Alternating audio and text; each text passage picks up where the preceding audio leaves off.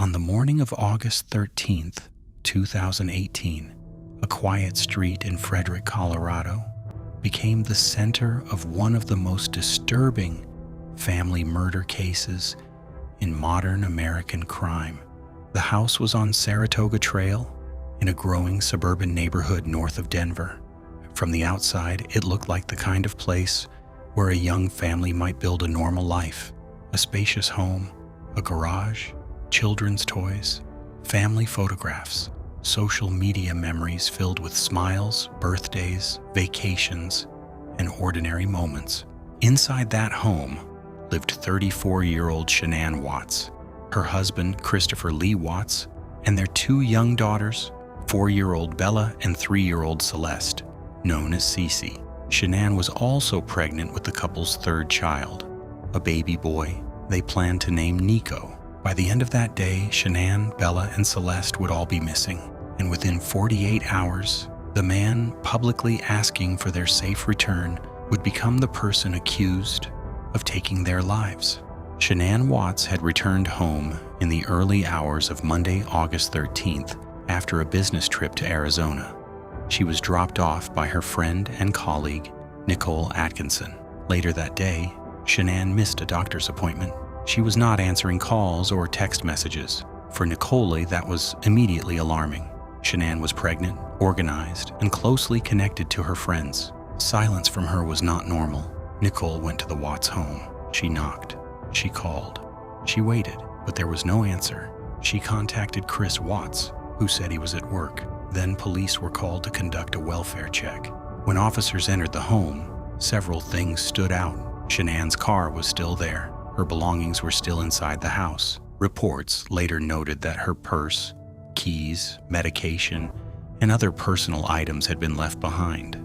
To anyone who knew her, it made no sense. Chris appeared calm enough to speak with police and later with local television reporters. Standing outside the family home, he told cameras that he wanted his wife and daughters back. He talked about the house feeling empty without the children. He said he hoped they were somewhere safe. But investigators were already looking closely at the story he was telling. Chris claimed he had last seen Shanann early that morning after what he described as an emotional conversation.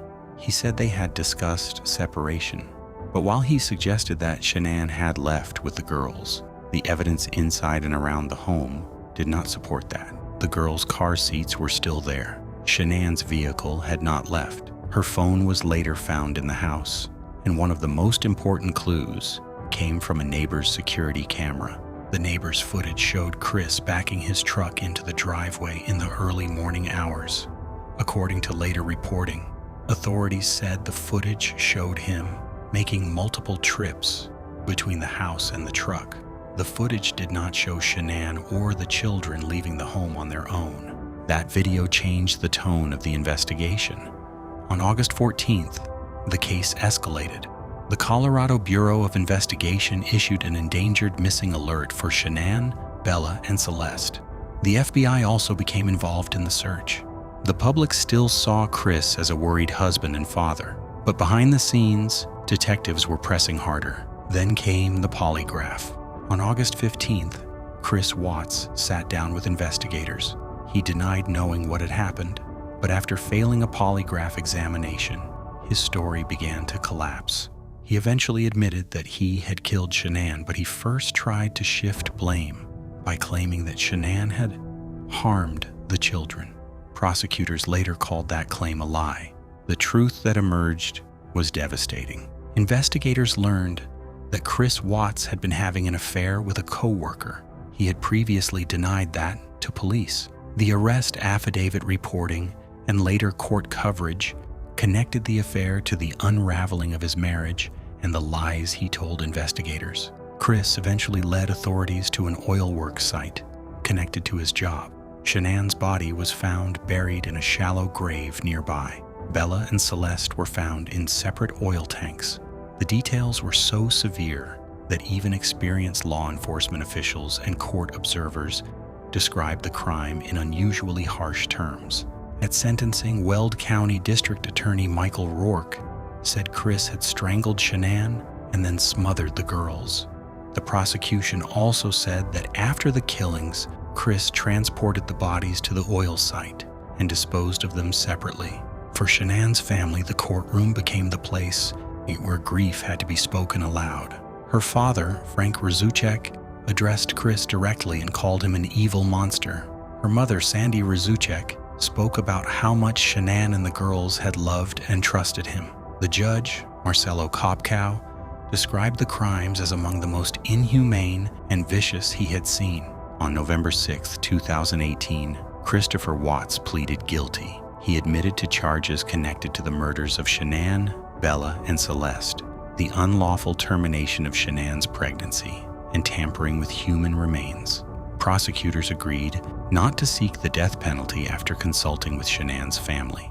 On November 19, 2018, he was sentenced to life in prison without the possibility of parole. CBS/AP reported that he received consecutive life terms, along with additional sentences connected to Nico's death and evidence tampering.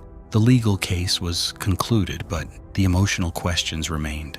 How does a person stand in front of cameras and plead for the return of the family he already knows is gone? How does a home filled with ordinary family memories become the scene of such violence? And how did Shanann's friend, Nicole Atkinson, sense so quickly that something was wrong? That may be one of the most important parts of this case. The investigation did not begin because of a dramatic confession or a hidden clue. It began because a friend noticed silence, a missed appointment, unanswered messages, a pattern that did not fit the person she knew. Nicole did not wait. She went to the house. She called. She pushed for answers. And that urgency helped expose the truth faster than Chris Watts expected. The Watts case is often remembered because of its shocking contrast, the smiling family images online, and the horror that was hidden behind them. But at its center were real people. Shanann Watts was a daughter, a friend, a mother, and a woman preparing for the birth of another child. Bella and Celeste were small children whose lives had barely begun. Nico was never given the chance to be born. The crime ended in a conviction. The public mystery ended quickly.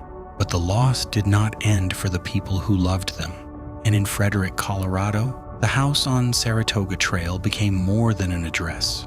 It became a reminder that sometimes the most dangerous secrets are not hidden in abandoned places or dark alleyways. Sometimes they are hidden behind a front door in a quiet neighborhood where everything looks normal from the outside.